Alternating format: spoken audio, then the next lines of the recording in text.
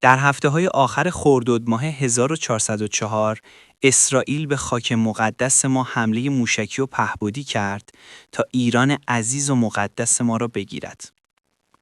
اما با شجاعت مردم و قدرت موشکی ما کل دنیا فهمیدن که ایران قدرتی نهان دارد که همه را نابود کند. اگر با ایران در افتادی بدان که جواب حمله از آن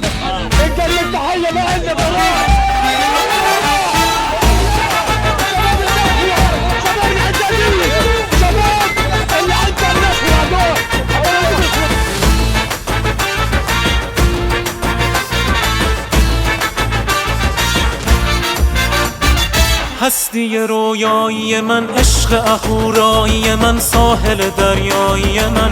توی لیلای من، دستای تو دستای من، حلقه زدن دور وطن اسم